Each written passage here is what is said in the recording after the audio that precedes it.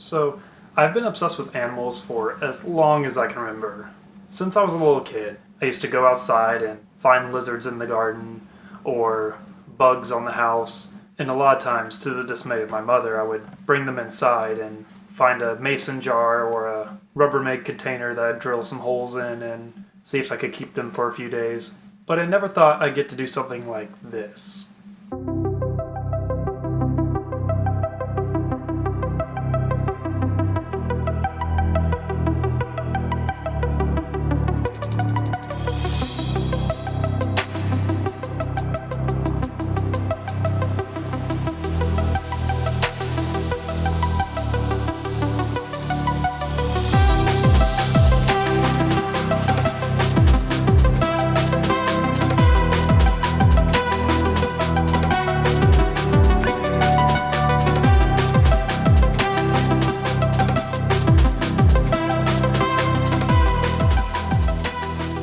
I probably first heard about a vivarium about 2, maybe 3 years ago.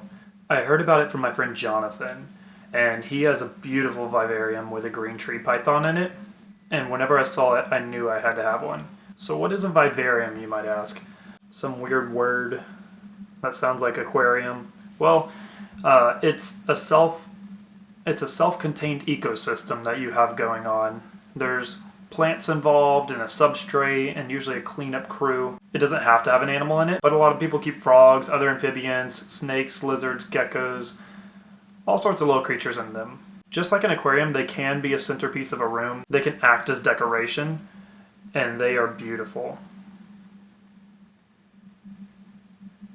They can be kind of expensive to set up, and they're definitely a DIY project, but they're a whole lot of fun to build, and once you get them going, they're not very hard to maintain. They need watering, of course, but if you have a misting system in there, I mean, it's pretty much on autopilot. Today I want to take you through my build. I have a bunch of shaky, noisy footage that doesn't look too great, but hey, it's there, and I'd like to show you what I did.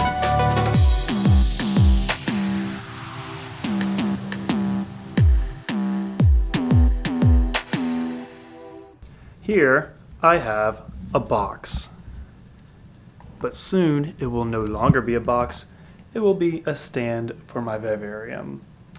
Let's get started.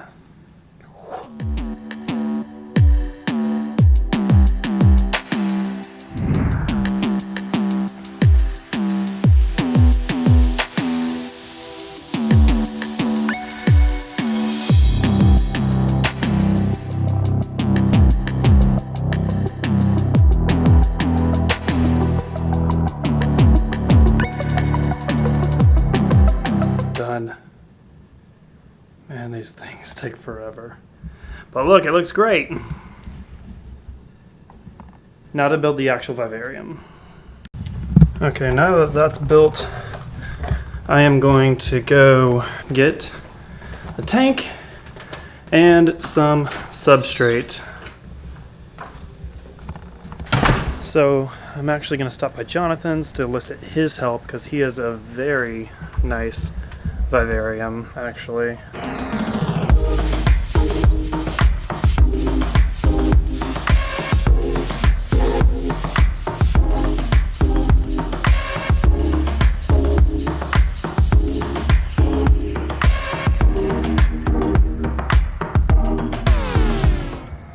Hey, I took a couple shots of your vivarium. You the vivarium queen? But was that recorded? Yeah, it was. God damn it. If I can get my vivarium to look half as good as this, that would be a success. Well, you know, I'm just amazing at everything I do, so Right. you're welcome, world. And look, there's a little baby isopod. The cleanup crew of the Vivarium world.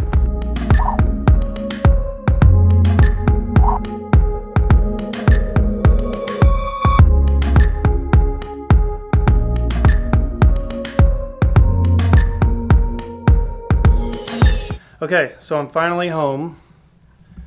It was quite the trip. Got my kitties interested. Got my terrarium on top of my stand that I built. It fits like perfectly. The background I'm not going to use, I'll build my own background, but I got my plants, got my heat lamp, my ghost wood, some cork bark, etc. Now I need to pick up some more stuff and I'll be good.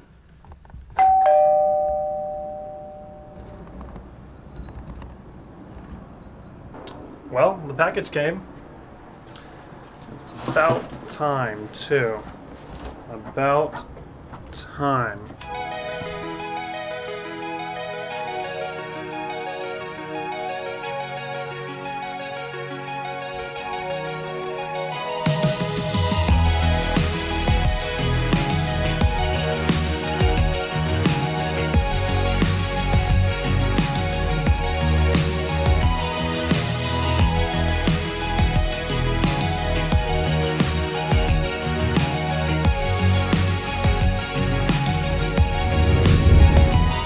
This is a messy process.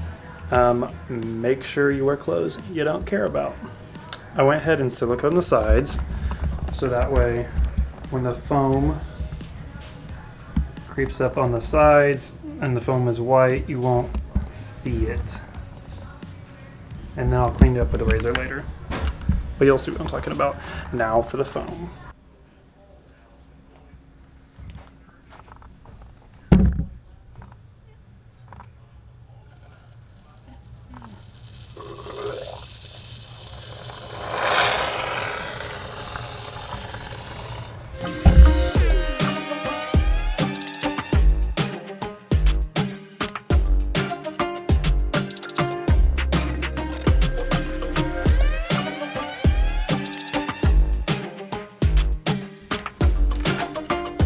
Found this hose. I think it's going to be perfect for threading a thermometer probe through. So all I got to do is cut off the end and then I'm going to foam around it in my background.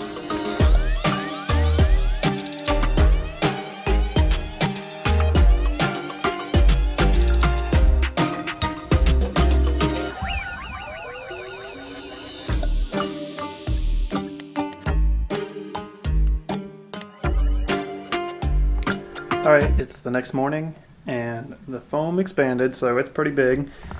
I am going to start carving this out, make it a little bit less voluminous so it's not covering up my entire enclosure.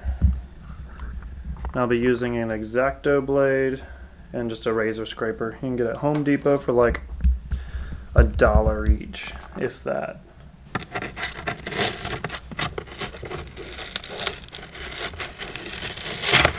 This is more tiring than I thought. The carving, I guess, is one of my least favorite parts. Had to put the fan on. Had to get a serrated knife because it works better to saw through. It's a little bit more messy, but and really start taking shape. And one of the reasons you want to cut off is because this spongy kind of texture right here is going to adhere to the silicone much better than the smooth surface would.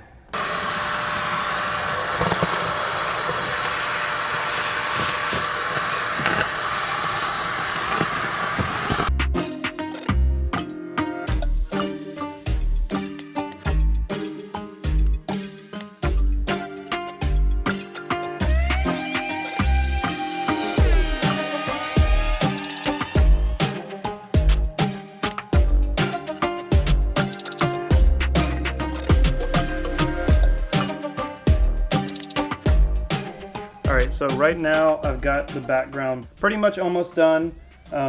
You are going to see some white specks of foam every now and then, but what you can do is pin just sphagnum moss over that, and that's what I'm going to do.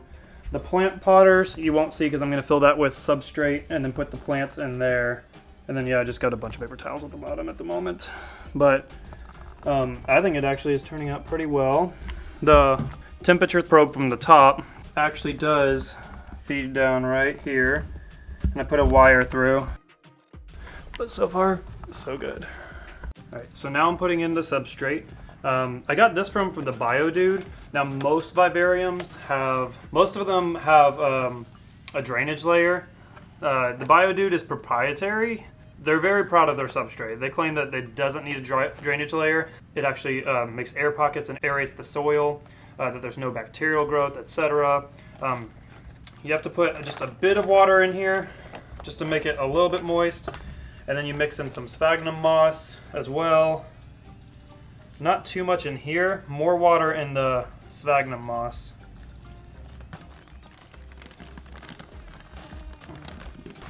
And with this particular substrate, you do want that large, that thick layer of it.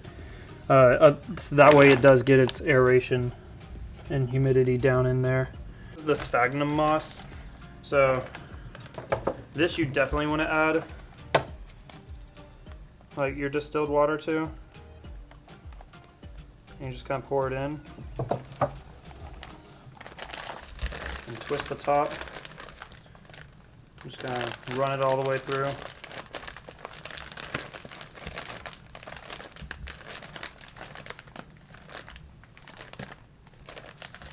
And according to the BioDude, you want it wet, but you don't want it dripping. And this also gives you your substrate food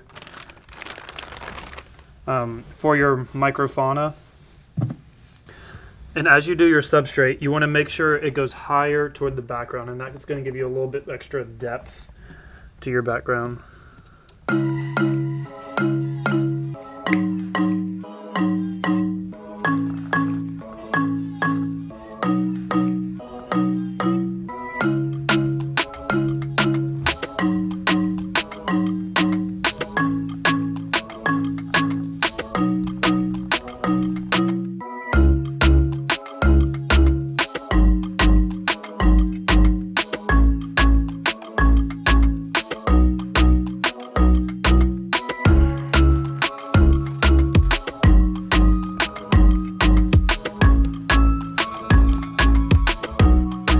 The isopod culture here, and these guys are actually Spanish orange, so they're a bit larger.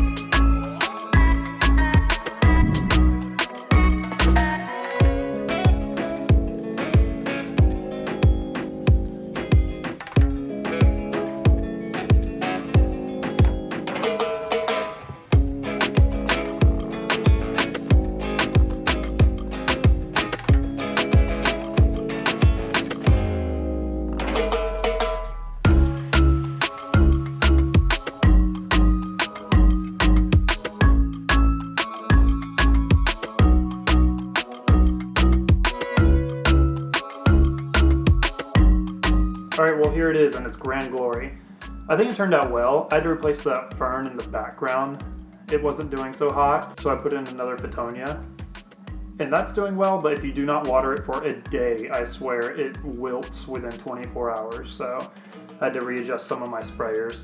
My Exoterra Monsoon is doing well, but in hindsight I would go with a Mist King. You get a better mist with more coverage, and one of the tubes for the Monsoon already has a hole in it, but thankfully it's on the inside of the Vivarium, so it's no big deal. As for the drainage layer, I wish I would have put one in. I know the BioDude has a substrate that doesn't necessarily need one, but for as tropical as a species as I am putting in there, it needs a lot of water, and over time, the water started to build up to keep the humidity at over 90%, and I had to start thinking of clever ways of siphoning that water out. That was definitely a difficult thing to do with the zero drainage layer, but I'll post another video on that. I put some glass panes on the top in order to cut down the ventilation with that screen, which also helps with the humidity. But overall, I love the way it turned out, and I can't wait to build a bigger one.